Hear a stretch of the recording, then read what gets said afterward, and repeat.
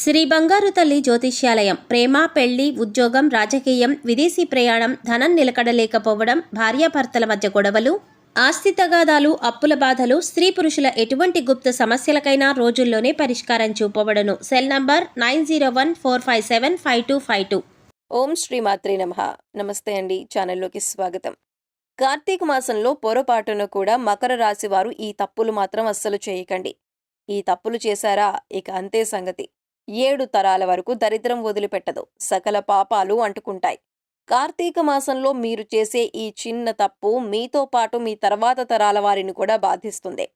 అయితే కార్తీక మాసంలో మకర రాశి వారు చేయకూడని పనులేంటి, కార్తీక మాసం యొక్క ప్రాముఖ్యత గురించి, ఈ నెలలో చేయాల్సిన మరియు చేయకూడని పనుల గురించి ఈ వీడియోలో తెలుసుకుందాం. అంతకంటే ముందు మీరు ఇంకా మన ఛానల్ని సబ్స్క్రైబ్ చేసుకోకపోయినట్లయితే వెంటనే సబ్స్క్రైబ్ చేసుకొని పక్కనే ఉన్న బెల్ ఐకాన్ నొక్కి ఆల్ సెలెక్ట్ చేసుకుంటే మేము ఇలాంటి వీడియోస్ అప్లోడ్ చేయగానే ముందుగా మీకు నోటిఫికేషన్ వస్తుంది. తెలుగు నెలలో ప్రతి ఒక్క నెలకు ఏదో ఒక ప్రత్యేకత ఉంటుంది. అయితే అన్నింటికంటే కార్తీక మాసానికి ఎంతో ప్రాధాన్యత ఉంది. ఈ మాసంలో శివకేశవులిద్దరినీ ఆరాధిస్తారు. మన భారతీయ సంస్కృతిలో కార్తీక మాసం వచ్చిందంటే ఆ నెల రోజులు పండుగ దినాలే. అందులోనూ కార్తీక మాసం ఈశ్వరారాధనకు చాలా ముఖ్యమైంది. దేశం నలుమూలలా ఉన్న వివిధ ఆలయాలలో రుద్రాభిషేకాలు, రుద్రపూజ, లక్షబిల్వ దళాలతో పూజలు, అమ్మవారికి లక్ష కుంకుమార్చనలు విశేషంగా జరుపుతూ ఉంటారు. అలా విశేషార్చనలు జరిపితే సదాశివుడు ప్రసన్నుడై భక్తులకు సకల శుభాలు చేకూరుస్తాడని నమ్మకం. ఇటువంటి పవిత్రమైన మాసంలో మీరు చేసే ఈ చిన్న తప్పుల కారణంగా ఎన్నో ఇబ్బందులను ఎదుర్కోవాల్సి ఉంటుంది. స్నాన, దాన, జపాలు, పూజలు, ఉపవాస వ్రతాలు, దీపాలు వెలిగించటం, వనభోజనాలు వంటి వాటిని చేయటం వల్ల జన్మజన్మల పాపాలను ప్రక్షాళన చేసి అనంతమైన పుణ్యఫలాలను ప్రసాదించే మహిమాన్వితమైన మాసం కార్తీక మాసం. చాంద్రమానం ప్రకారం కార్తీక మాసం 8వది, శరదృతువులో 2వ మాసం. ఈ మాసంలో పూర్ణిమ నాడు చంద్రుడు కృత్తికా నక్షత్ర సమీపంలో సంచరిస్తూ ఉండటం వల్ల ఈ మాసానికి కార్తీక మాసం అని పేరొచ్చింది. ప్రతి ఏటా దీపావళి వెళ్లిన మరుసటి రోజు నుంచి అతి పవిత్రమైన కార్తీక మాసం ప్రారంభమవుతుంది. ఈ మాసంలో భక్తులంతా నిత్యం భోళాశంకరుని నామాన్ని స్మరిస్తూ ఉంటారు. పురాణ కాలం నుంచి ఈ మాసం ఓ ప్రత్యేకతను సంతరించుకుంది. హరిహరాదులకు ప్రీతిపాత్రమైన ఈ మాసంలో భక్తులందరూ నిష్ఠతో చేపట్టే నోములకు ఎంతో ప్రాధాన్యత ఉంటుంది. ఈ మాసంలో పాడ్యమి, చవితి, పౌర్ణమి, చతుర్దశి, ఏకాదశి, ద్వాదశి తిథుల్లో శివపార్వతుల అనుగ్రహం కోసం మహిళలు పూజలు చేస్తూ ఉంటారు. ఈ రోజులు కార్తీక మాసంలో అత్యంత పుణ్యప్రదమైనవి. నెలంతా సాధ్యపడని భక్తులు కనీసం ఆయా రోజుల్లో పవిత్ర పుణ్య నదీ స్నానం ఆచరించి ఉపవాస దీక్షలు చేస్తూ లలిత, విష్ణు సహస్రనామ పారాయణాలు, ప్రతినిత్యం ఉభయ సంధ్యల్లో దీపారాధన చేసే వారికి విశేష పుణ్యఫలం లభిస్తుంది. ఈ కార్తీక మాసం 30 రోజులు ఆచరించిన వారికి అనంతకోటి పుణ్యఫలం లభిస్తుందని పురాణాలు చెబుతున్నాయి. ఇందులో అత్యంత మహిమాన్వితమైన కాలం ప్రదోషకాలం. రాత్రికి ఆరంభకాలమే ఈ ప్రదోష సమయం. ఇలా ప్రతినిత్యం వచ్చే ప్రదోషాన్ని నిత్య ప్రదోషంగా చెబుతారు.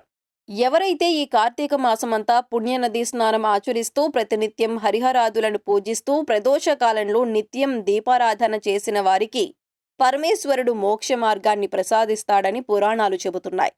కార్తీక మాసంలోని ప్రదోషకాలంలో పరమేశ్వరుడు అర్ధనారీశ్వర రూపంలో భక్తులకు దర్శనమిస్తారు. అలాంటి ప్రదోష సమయాల్లో దేవ, గంధర్వ, మహర్షి సిద్ధులందరూ పరమాత్మ స్వరూపాన్ని కొలుస్తూ ఉంటారట. కాబట్టి ప్రదోష సమయాల్లో శివుణ్ణి ఆరాధిస్తే శివుని ఆశీస్సులతో పాటు మిగతా దేవతల ఆశీస్సులు కూడా ఏకకాలంలో మనం పొందగలుగుతామని పండితులు చెబుతున్నారు. ఇంకా మనకు అర్ధనారీశ్వర స్వరూపాన్ని ధ్యానిస్తే 2 ప్రయోజనాలు లభిస్తాయి. అవేమిటంటే కోర్కెలను నియంత్రించే శక్తి మరియు మరణాన్ని జయించే శక్తిని పరమేశ్వరుడు ప్రసాదిస్తాడు. ఈ కార్తీక మాసంలో మరొక విశిష్టమైన రోజు ఉద్దాన ఏకాదశి. అంటే శ్రీ మహావిష్ణువు పాలకడలిలో ఆదిశేషుని పాన్పు పైన ఆషాఢ శుద్ధ ఏకాదశి నాడు తన యోగ నిద్రను ప్రారంభించి తిరిగి కార్తీక శుద్ధ ఏకాదశి నాడు కనులు విప్పి యోగ నిద్ర నుండి మేల్కొన్న రోజునే ఉత్తాన ఏకాదశి అనే పేరు. ఆ మరుసటి రోజు ద్వాదశి నాడు 33 దేవతలలో శ్రీ మహాలక్ష్మి సమేతుడై తులసీధాత్రి వనంలో ఉంటాడని చెబుతారు. ఆ ద్వాదశిని క్షీరాబ్ది ద్వాదశి అంటారు. అంటే పూర్వం కృతయుగంలో దేవదానవులు పాలసముద్ర మథనం చేసిన రోజు కనుక దీనికి క్షీరాబ్ది ద్వాదశి అనే పేరు వచ్చింది. పాల సముద్రాన్ని చిలికారు కనుక చిలుక ద్వాదశి అని కూడా అంటారు. స్త్రీలు ఈ రోజున వారి సౌభాగ్య సంపదల కోసం తులసి కోట దగ్గర విశేష దీపారాధనలు చేసి షోడశోపచారాలతో తులసీధాత్రి లక్ష్మీనారాయణులను పూజిస్తారు. అంతేకాకుండా కార్తీక పున్నమి రోజున జ్వాలాతోరణం కాలుస్తారు. ఈ మాసంలో సోదరి చేత వంట భగినీహస్త భోజనం చేసి యథాశక్తి వారికి కానుకలు సమర్పించడంతో పాటు సమీప వనంలో బంధువులు స్నేహితులతో కలిసి ఉసిరి చెట్టును పూజించి సాత్విక ఆహారంతో వనభోజనాలు చేస్తూ ఉండటం మంచిది. అందువల్ల మన జీవన గమనంలో మంచి ఆహ్లాదంతో పాటు అన్నదాన ఫలితం కూడా లభిస్తుంది.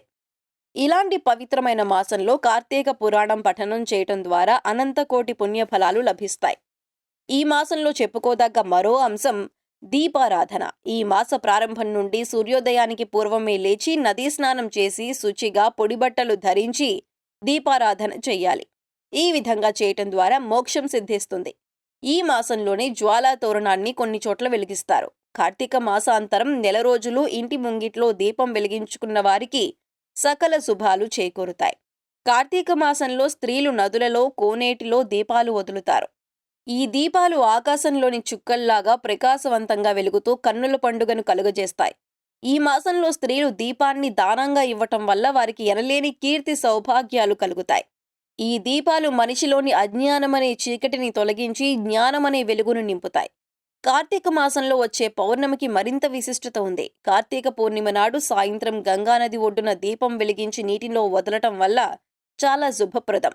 ఈ రోజున దేవతలు గంగానదిలో స్నానం చేయటానికి వస్తారని నమ్ముతారు. అందువల్ల ఈ రోజు ఏదైనా నదిలో లేదా చెరువులో దీపాన్ని దానం చేయటం ద్వారా అన్ని రకాల కష్టాలు, అప్పుల బాధలు తొలగిపోతాయని చెబుతారు. కార్తీక పౌర్ణమి రోజున ఇంట్లో తులసి పూజ చేయటం వల్ల చాలా రెట్లు ఎక్కువ ఫలం లభిస్తుంది. అంతేకాదు, కార్తీక పూర్ణిమ రోజు ఇంటి ప్రధాన ద్వారం వద్ద మామిడి ఆకులతో చేసిన తోరణం కట్టాలి. ఇక దీపావళిలాగా ఇంట్లో దీపం పెడితే డబ్బుకు లోటు ఉండదు. ఈ రోజున దానం చేయటం వల్ల 10 జన్మల పుణ్యఫలం లభిస్తుంది. కార్తీక మాసంలో సాయం సమయంలో శివాలయంలో ఉసిరికాయ పైన ఒత్తులు ఉంచి దీపం వెలిగించడం ద్వారా విశిష్ట ఫలితాలను పొందుతారు. నెల రోజులు పెట్టడం వీలు లేని వారు కార్తీక సోమవారాల్లోనైనా లేదా పౌర్ణమి నాడైనా ఈ ఉసిరికాయ దీపం వెలిగించడం ద్వారా విశేషమైన ఫలితాన్ని పొందుతారు. ఆవు నెయ్యితో దీపం వెలిగించటం శ్రేష్టం. లేదంటే నువ్వుల నూనెతో గాని, కొబ్బరి నూనెతో గాని, నెయ్యితో గాని, అవిసె నూనెతో గాని, ఇప్ప నూనెతో గాని, లేదంటే కనీసం ఆముదంతోనైనా దీపాన్ని వెలిగించాలి. అంతేకాకుండా కార్తీక మాసం నెల రోజులు దీపం పెట్టడం ద్వారా హరిహరాదుల ఆశీర్వాదాన్ని పొందుతారు. నెల రోజులు వీలు లేని వారు కార్తీక మాసం ఆఖరి రోజున నెల ఒత్తులు, సంవత్సరం ఒత్తులు ఏదైనా శివాలయంలో గాని నదిలో గాని వెలిగించడం ద్వారా సంవత్సర కాలం పూజ చేసినంత పుణ్య ఫలాన్ని పొందుతారు. ఈ విధంగా కార్తీక మాసంలో దీపాలను వెలిగించటం, దీపదానం చేయటం వల్ల సకల జీవరాశులే కాకుండా రాళ్ళు, రప్పలు, వృక్షాలు వంటివి కూడా ముక్తి పొందుతాయని పురాణ కథనం. ఇంతటి పవిత్రమైన కార్తీక మాసంలో చేయకూడని పనులు చూసుకున్నట్లయితే కార్తీక మాసం నెల రోజులు కూడా మాంసాహారం తీసుకోకూడదు, మద్యం సేవించరాదు. కేవలం సాత్వికాహారం మాత్రమే తీసుకోవాలి. మౌనంగా భోజనం తీసుకోవాలి. భోజనం చేసేటప్పుడు ఇతరులతో మాట్లాడకూడదు. గుమ్మడికాయ, ఉల్లిపాయ, వెల్లుల్లి, ముల్లంగి వంటి ఆహార పదార్థాలను తినకూడదు.